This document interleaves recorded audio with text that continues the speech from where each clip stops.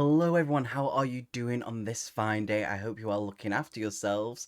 If you're new here, hi, my name is Noah, and I am. The bookworm. And here we do things to do with books and game books. So today, it's more of like a bookish kind of book hoard that I've done because it's been a while since I've bought anything properly, and I kind of went a little bit mad because I've saved up some money.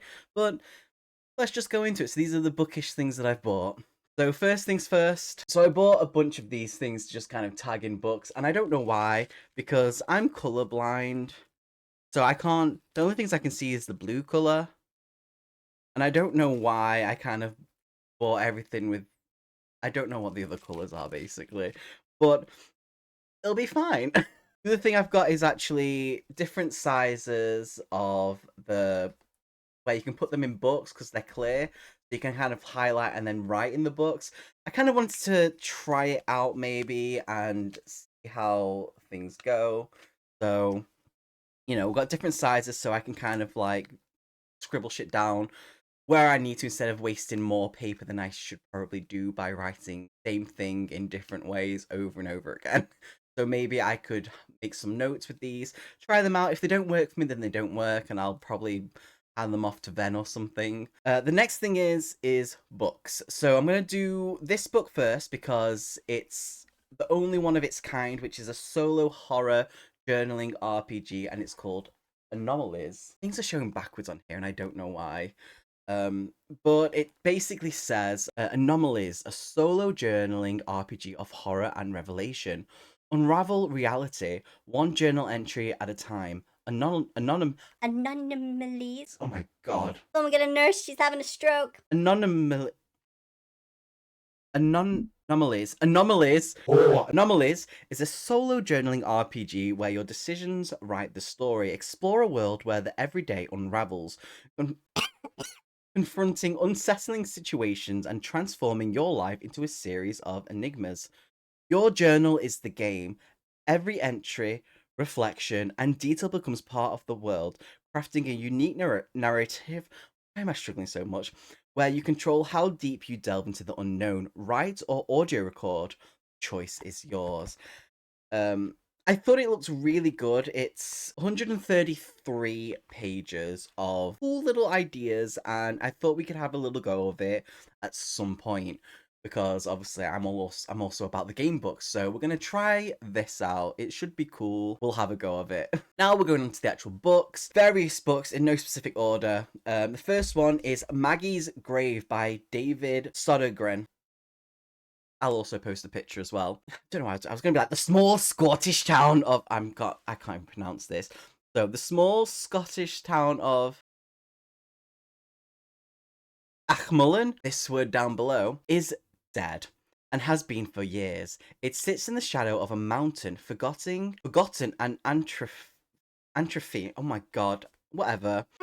In the perpetual gloom, 47 residents are all that remain. There's nothing to do there, nothing to see, except for a solitary grave near the top of the mountain. Maggie Wall, buried here as a witch, reads the faded inscription. But sometimes the dead don't stay buried, especially when they have unfinished business. So there we go, that's the book. It is an extreme horror. It's supposed to be like a really easy, like I've read some intense and insane extreme horrors, but this is supposed to be like a really fun one. So, and obviously, I like the cover. I like the yellow. It's nice, the black background. So we'll have some fun reading this at some point. So, book number one. Book number two, I bought this because I just finished a Josh Malerman book, which was Incidents Around the House. Absolutely fantastic, loved it. And I realized JJ, who is often in chats and everywhere else in the community, has this on her to be read. So I sent her the book, and I've also bought myself one. A House at the Bottom of a Lake.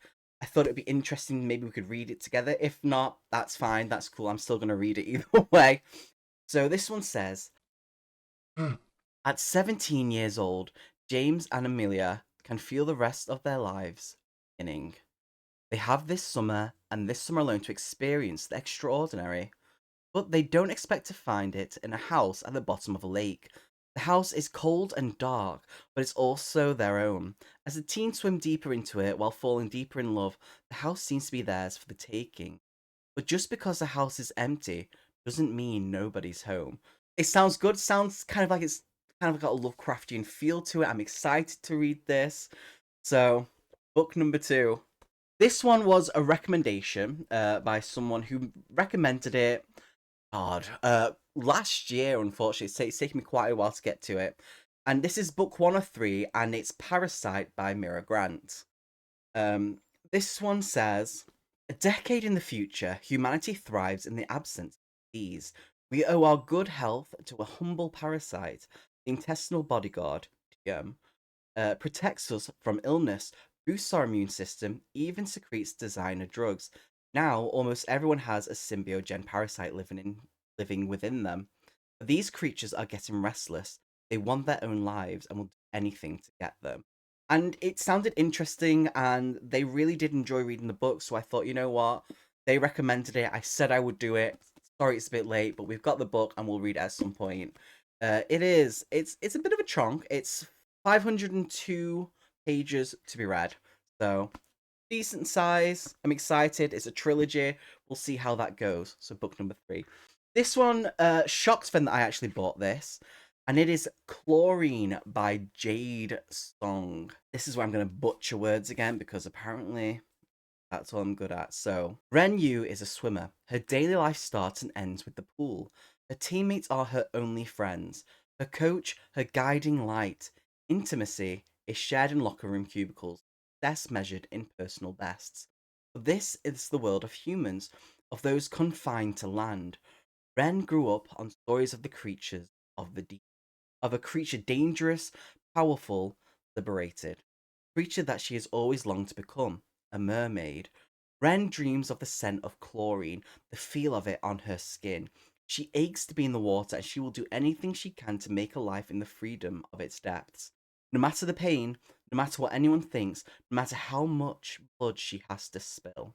I've heard mixed things about this. I'm excited to read it. Ven thinks I'm going to struggle with this, and I mean, it's a short book, so hopefully I won't struggle as much, but I'm excited at what it kind of entails. So I think it's going to have some sort of body horror going on in this and some other messed up shit, but I'm excited to read it. That was book number 4. So book number 5, this is by Kel Byron. It's called A Lonely Broadcast, and this is book 1. And it says, if you find yourself driving down a winding mountain road near an endless stretch of pines, try tuning in to 104.6 FM, the radio station that shouldn't exist. The village of Pinehaven has a secret of monstrous proportions. Evelyn McKinnon, a radio host falling on hard times, finds herself utterly unprepared when she learns that the radio station isn't just for entertainment, it's a watchtower. She's stalked by a bird with human eyes. Her new co-host, don't know why I struggled with that, Horse. won't stop singing show's tune. And when the fog rolls in, the beasts of Pinehaven Forest begin their brutal hunt. Evelyn and her friends are suddenly face to face with something much scarier than ravenous flesh giants and vengeful spirits. Responsibility. And it sounds interesting. Very, very interesting. Which kind of goes along with the other book, which is I got book 2. I'm not going to read the back because I don't want to ruin what happens in book 1, but we've got book 1, we've got book 2. Pretty much the same kind of width. There's not really any difference with them. 271 pages in book 1. How many in? 240 in book 2. So not that much difference. I'm excited to read them. I've been wanting to read A Lonely Broadcast for a while. I love things to do with broadcasts because I do find sometimes they can be kind of creepy and the atmosphere can really build up with stuff like that. So I'm excited to read them. And the last one is one that I've been wanting for a while because I read the first book and I was obsessed with it, and I had to make sure I got the hardback because I got the first book in hardback, which is Cursebound by Sarah L. Arifi. And obviously I love the first book. I'm excited to read the second book, and obviously maps. Can't go wrong with maps. Love maps. Excited. And this one basically says, Yiran and Lettel are no longer prisoners to the Fae Court, but now they're bound by the shackles of their hearts. Iran was born for war, but is unprepared for love. She's left her new lover, the Queen of the Fae, to return to her homeland, only to find that her former lover now threatens war against the Fae. Left behind, her sister Lettel is determined to break the curse that binds the Fae to their realm. When a stranger appears in the city, Lettel is convinced he's the key, but the fates that once spoke to her have fallen silent.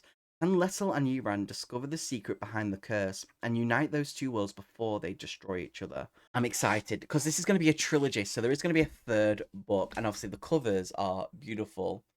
So I'm excited to read these. That is basically my little bookish sort of thing. Is there any books or anything that you've bought recently that you're excited to tell us about or excited to read, or something bookish that you've bought yourself? Let us know. And stay awesome, my friends, and make good choices in life. Love, love. Adam. Adam.